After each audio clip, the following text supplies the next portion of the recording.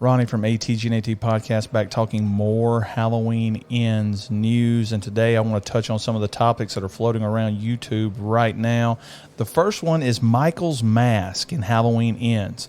There were early rumors and reports that Michael's mask would resemble something similar to what Leatherface wore, with the mask being stitched together. I never really understood this. A lot of the explanation for that would be that Michael's mask had rotted even more in the 4 years since we last seen him. But the problem I have with that is, why would it rot more? It got burned, sure. But in Halloween Kills post-burn, it was still holding up and looked pretty solid. Now at the end, towards the end of Halloween Kills, it gets coated and soaked with blood of his victims. Would that really cause the mask to deteriorate and fall apart?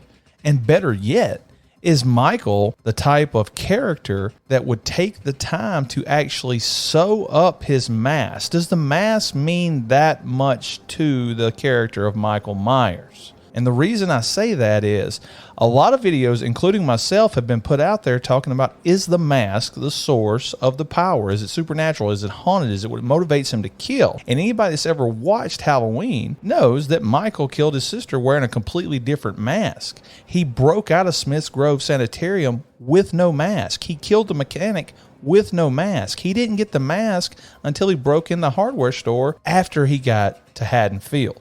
So why would the mask all of a sudden have some type of power over Michael? Now let's fast forward to Halloween 2018. He breaks out without the mask. He goes to Judas' grave without his mask. The only reason he ended up with the mask again is because he lucked out and was at Judas' grave when the podcasters showed up. Otherwise, would Michael have committed his killings in Halloween and Halloween Kills without a mask, or with a brand new mask? I just don't think Michael Myers, as artistic as they have made him out to be in these new movies, is the type of person or is the type of character that would be sewing back together a latex mask. And I didn't think that David Gordon Green and the people that are in charge of this new trilogy were going to go the Rob Zombie route and have the mask where you could see part of his face, because it's already been done. They've done such a great job of the mask, of using the mask and having the mask throughout their new series, that would just seem like laziness. And they have not been lazy when it comes to the mask of Michael Myers. Jimmy Champagne recently reported on his channel that he's seen the mask, and it looks almost exactly like the mask from Halloween Kills, except dirtier, which would make a lot of sense. The mask is dirtier. Where has Michael been the last 4 years? The mask was probably somewhere that he will go back for whenever the killer inside of him activates for whatever happens and Halloween Ends. And we have to remember, the mask only changes so that they can sell a mask on the internet, so they can make money off a new version of the Michael Myers mask. I kind of figured there wasn't going to be a dynamically different mask when no reports came out of CinemaCon about, hey, Michael looks different. Then again, you can say, Ronnie, the footage they saw at CinemaCon was probably the beginning of the movie that takes place on the same night that Halloween Kills, before we get the big 4-year time jump.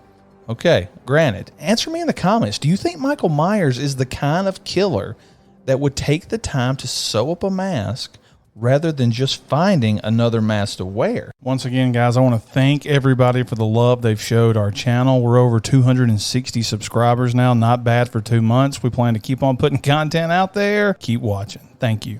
If you like this video, if you enjoyed this content, give us a like. Comment in the section down below and let me know everything you agree or disagree with. If you want to check out our podcast, we're available on iTunes, Spotify, Google Play, Stitcher, anywhere you can find podcasts. The ATGNAT podcast is there. I recommend checking it out. It's a really good show. We need people to listen.